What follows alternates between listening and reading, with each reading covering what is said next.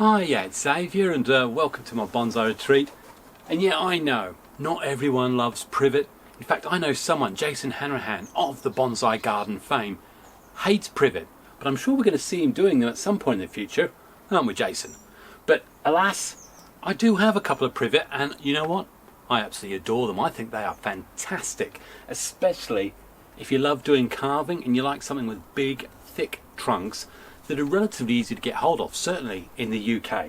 This is just old garden hedging, you know. I think in Australia it's a perennial weed or something. You saw me working on this in a video last year where I did all my first proper carving with my nibbler tools and stuff. I may just nibble. Well, we've got more of that. We're going to have a look at those. But we're not only going to look at this one, which is looking very, very weedy.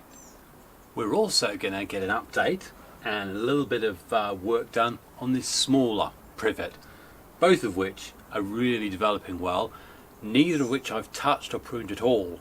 So we're going to be having a look at just how good that structure is. We've even got some little white flowers as well. So very, very happy. Anyway, if you want to see how I'm going to do some carving, some wiring, just a bit of general work to get those layers right on a stump bonsai, then keep on watching. I'm sure there's something you'll learn, and if not, you can at least have a laugh and watch me make a mess of this. So let's get on with it, shall we?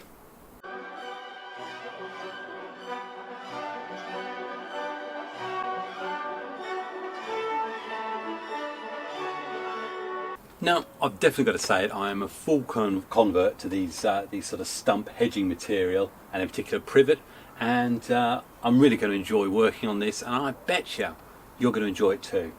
So yeah, we're going to have to remove all the weeds first. Let's give it a spin, just to remind ourselves of just how much growth it's put on. Just remind us of all the carving I did, and I did say there was going to be a lot more carving going on in this. And I think, well, I hope you can see just how much potential this now has. It's really, really moved on. Now, I definitely recall there were a couple of people who suggested there might be slightly different fronts. I'm still relatively fixed on this, so but I will have a look. But all we're going to be doing, we've got our pad lines, pad layers, and we're bringing it back in and just seeing what we can do with it. So anyway, let's get it weeded first, and then prune a few things back. I'll come back when we're at an interesting stage, shall I?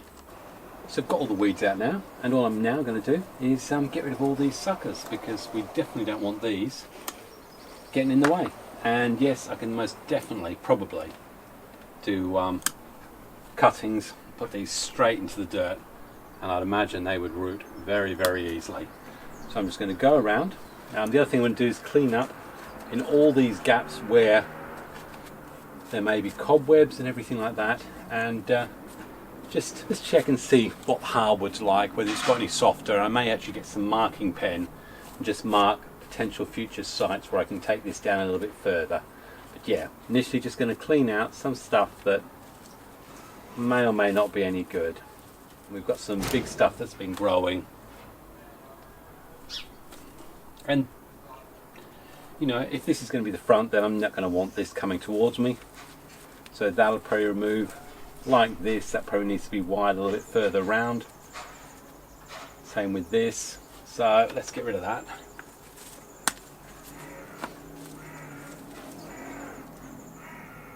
And my intention will be is, looking at the Deadwood here, I want to try and open up this a little bit more here, so to make it really obvious that no, I'm not having anything growing here, and you know, whether you like it or not, front's going to be here. So I'll get rid of the rest of this, and then we'll come back, a little bit more pruning, get the marker pen out, and have a little good go at where we think the Deadwood's going to go.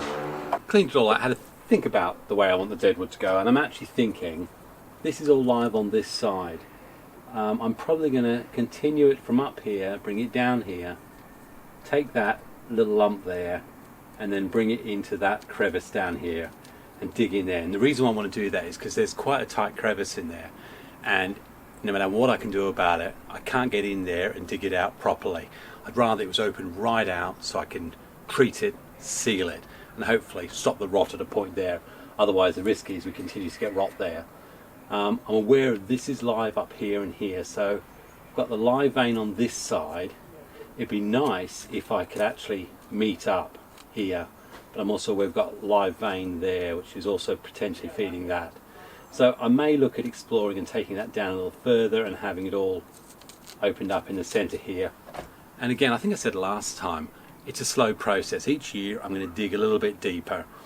But I think, there's certainly a few people like Ryan Horton who will go at that with a Dremel and absolutely tunnel it right out in one big go, and it's fine. He's had a lot more experience with them. Me, I'm feeling my way. So that's probably what I'll do on that side there. Now I was also looking at, I've got the Deadwood down here. I'm happy I'll probably go a little bit deeper in on that. And I was thinking, do I take this out as well and really go to town in there? But the problem I've got is if you look at where that actually leads to up here, that actually takes us to where our apex is going to be. And looking at it, that's, I think, pretty crucial. And you can see it follows all the way around there and goes down here. So I've really got to be careful and leave that alone. So I'll do a little bit more depth on this one, bearing in mind that we've got the live vein here on this one. And I think this is the key in what I'm learning, and I think what we all need to learn when we're doing with Deadwood and carving. Recognising and protecting the actual live vein areas. And if you want to remove some, unless you're very, very confident and know what you're doing, remove it in little sections. And I think the same is said when we deal with juniper and stuff like this. But what I'm going to first do is, because I've got this is my lower branch, it's only come out this far, I'm going to bring everything above it back in. So I'm just going to do some very, very straightforward quick pruning based on where it is in relation to this here.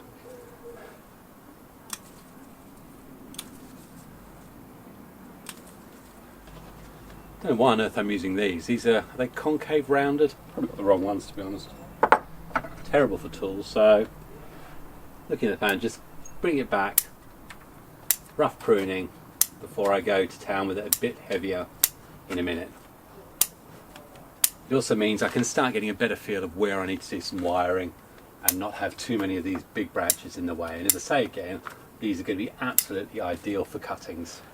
And do you know what, with something like this, if I had Nigel's blue scissors, which I understand he has, these are probably the ones you'd use.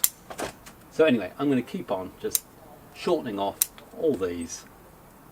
Bearing in mind this is all about clip and grow, and then we'll come back and see when it's a lot more workable. Okay, so we've got it to this stage, and I have literally just been going around and cutting it to a very, very rough profile, probably taking it back to, the shoots have extended only to sort of another 6 leaves or so. But clearly you can already see there, if I was to leave it like that, even that looks pretty decent. I'm really happy with how that's developing. So now I've got a lot more space to see what I want in here, and also just to decide whether I just need to put some wire on there, get a little bit of bending there. What I love already is there's already on this one here some lovely movement going in, down, around and across, and that's just been induced by wiring each year. So perhaps these ones here I should have got some wire on earlier. As I say, I've been checking the wire. I've only put a few bits of wire. I think this is probably the only branch on actually. And the areas you've got to look is as you get closer to the main trunk, underneath. This is where you're going to see the swelling under here. And I'm just checking here. It's been on for what, 9 months, and again it's a bit of a slow grower, so I'm quite happy. I can probably leave that on until the autumn. Okay, well, having looked around this, I realised that I did only wire 2 branches because my main aim was to go clip and grow on this, and there was just 2 that needed to be adjusted, which is this back one here. That still has a lot more branches that I want to grow out, so I've just done a little bit of adjustment on it. But really all I've done here, and you'll see, I've done an interesting, bar where I've dropped the wire from the upper branch straight down, and that's given me enough strength or anchorage that I can just bring this one down and around, and also with this one just take it away and around into this pad here. Now all I'm going to do is just slowly work my way around and have a look and see where I can just improve the pad definition a bit.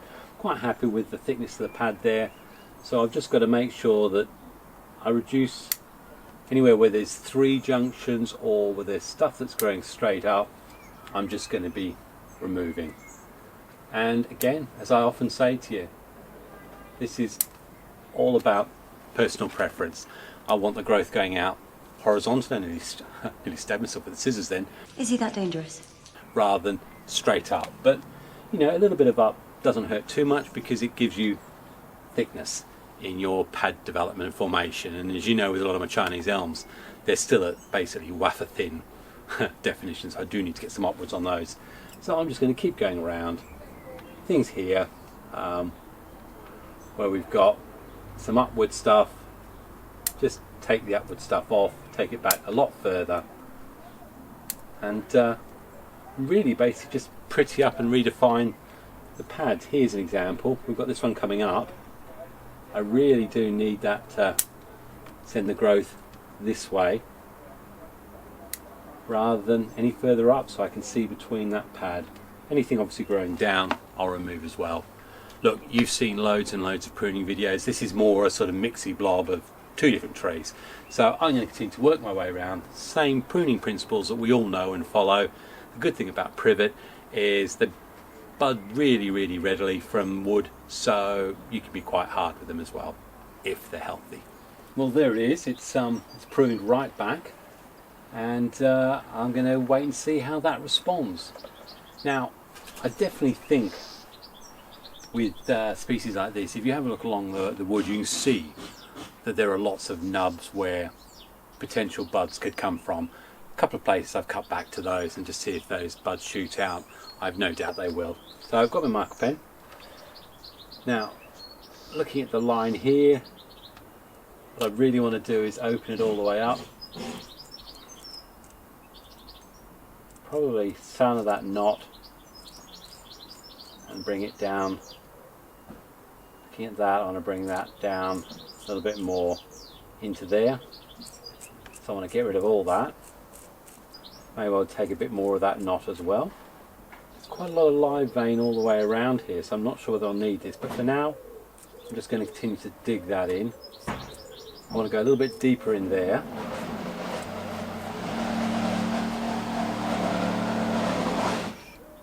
I think we'll stop for lunch. And really what I also want to do is these existing areas here, I've just put little black lines. I want to go a lot deeper in here and try and open this right out. It was quite a hard wood if I'm rightly, but I want to try and get into there, take that down a little bit. Up here I just also want to remove just a little bit more up there. A lot of this is actually quite solid and alive, and I think this is going to be the backbone of this tree, to be honest, for all the back branches. So I'm going to keep a lot of this, and what I've done is observe where little buds have come from, and nothing obviously has come from there. And looking at here, just take away a lot more of this here as well. This all looks good. Again, break this down a little bit more. So that's going to be the carving plans for this one. Before I get ready and set up for that, we really need to go and hit the other privet, and we're going to do exactly the same thing.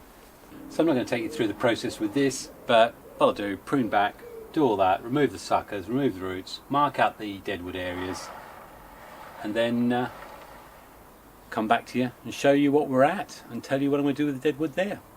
And then we're going to get the flamethrower out and the drills and Dremels and have some fun. Well, there it is. Taking a lot of stuff off, thinned it right out, taking a lot of the top off, basically giving it a better idea of where I want it to bud out and grow from. And about the only one I've kept is this long one here. I want this to continue to grow out, and maybe it'll be a nicer back branch. That's definitely going to be the back, although there's a load of deadwood here, so I may carve in there. A little bit of carving here to get rid of this. Again here, want to refine that, and this big clump up here. But this is probably a year behind the one you've just seen in terms of getting this pad definition going. But yeah, so we'll get the carving tool onto that one as well.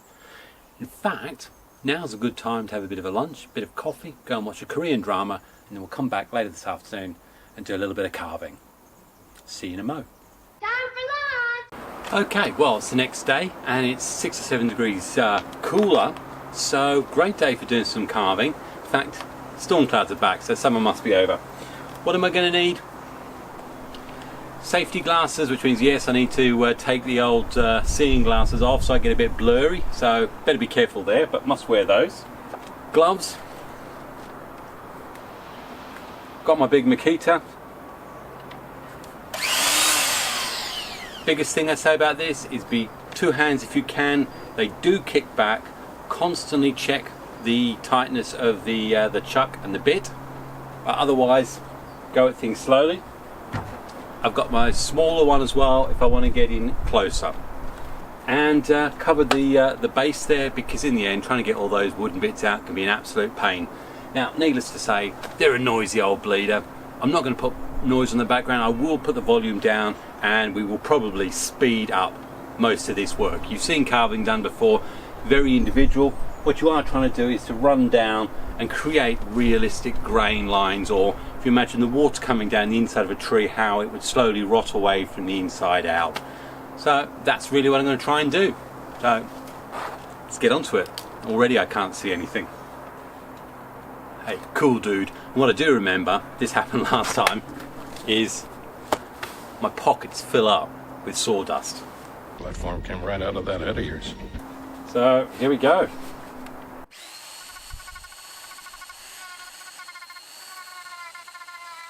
Feels like it's snowing to me. I think I'm going to put my hat on.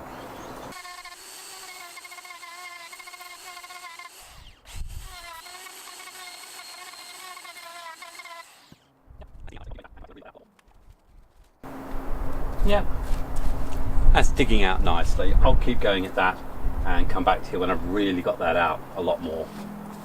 I think I forgot from last time just how much sawdust gets out there and where it all goes. If you're looking in here, that's open right up between the two now, but there's actually in here more rotted areas. So what I'm going to use is some of my woodworking tools to just carefully establish just how far in that rot's gone. What I've got to be wary of is this is live. I need this to be alive if I want this to stay alive. I mean, if you look in there, that's opened up a lot. I've got a nice little crack in here, and again I do it in parts and stages. I've got to open a little bit more in there, be aware of that vein there, but this I've brought a lot further over. But again, I've got to be aware I need to be able to keep supporting these two. And as you can see, looking in there, there is definitely a lot more rotting wood going on. I need to get as much of that out as I can, so that when I put the preservative in there, it's actually going to be working on drier material and do a much better job preserving it. I've gone in there as much as I can, definitely got in a lot more rotten stuff. Unfortunately, I've jammed up my smaller rotary tool and I can't get the bit out now. So, hey, that's one of the risks you've got. So I'll have to let that cool down and see if I can get it out. Let's get in close and just see what I've achieved, and then I'm going to crack on and do the rest and come back when it's time for staining. Opened up all the way to the back of there. And it'll look quite good once it's stained. Looking from the other side there. Still a lot more finer detail work to be done, but I'm going to need to replace my rotary, I think. I need to get in closer. And I've been continuing to open up now this back, and I've got right down and channeled it all out, all the way down here, and basically all through the centre core of that part of the stump was rotten anyway, so once I got through to there I was able to just go like that, straight down. So again, it's now the slow process of first of all getting all that sawdust out, but trying to dry out what's in there before I put sealant or whatever stuff I'm going to use on there. The key thing here is now the live vein for this branch is literally just here. So now I have to be very, very careful about what I do to impact the roots or anything else. Otherwise, eventually we're just going to lose that whole section, which I'd rather not do. You can see that now. It's a lovely, lovely hollow out there. As far as I'm going to go for now on that, just go around and touch up other parts of the stump. Right, well, on this smaller one, I haven't been able to go anywhere near as much. And in fact, I didn't do any carving last year, so I've just done the basic start of just opening up some areas down here, just beating off where the deadwood areas were at the top of the stumps, and start the process. This thing, as you can imagine, for something this size, it's just wrong, so I'm going to have to sort out the locking chuck on the other one. But swimming it around, that's the main area that I've done. Just hollowed out that there, but obviously it's all fairly new tissue in there, so I've got to be aware that I've got to be careful about how close I come to branch ends here and potentially compromise the branch itself.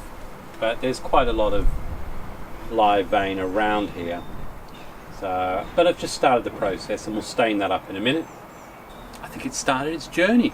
So all I'm going to do is get my little flamethrower on a few areas, just gently flamethrow off the bird edges and the little rough bits.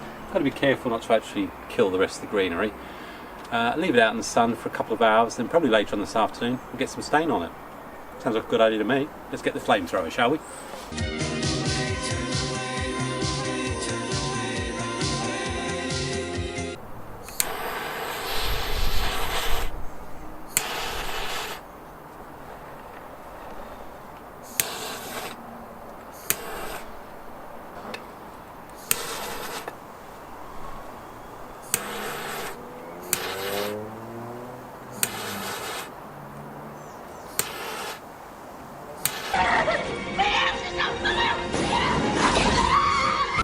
Well, I think we've torched that one. Let's get a bigger one.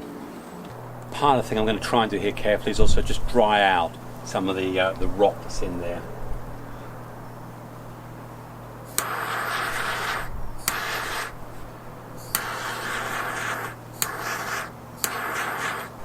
The main thing is it's just getting away all those little hairy bits. I would have used a wire brush. Can't get it in there properly.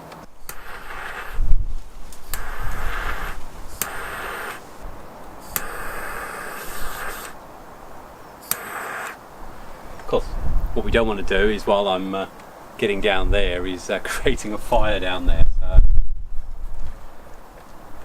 I think once that dries out and okay, a couple of hours of sun and then get that stain on, it's going to look pretty good. And if anyone turn around and say that mucking about with your brulee flamethrower and your Nikita die grinder isn't fun, well, they just haven't lived in this bonsai community of ours, have they? Okay, well, they've had a good few hours to blow away in the wind and to dry off some of this. So now it's time to hit my Deadwood preserver, which I pick up from Kaizen Bonsai.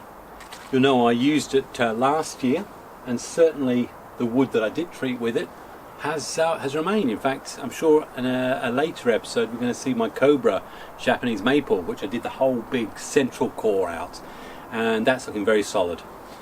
Just have a damp cloth to make sure I can wipe around good wood, but apart from that, a fine and a thicker brush, and I'm just going to start painting this on.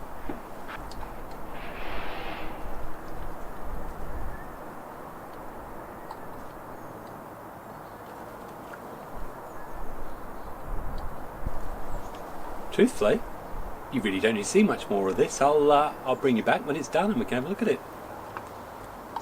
Well, I've got the first one done drying off. There's going to be a second coat, so no point showing it to you now. Just obviously working on this. First time this one's been stained up.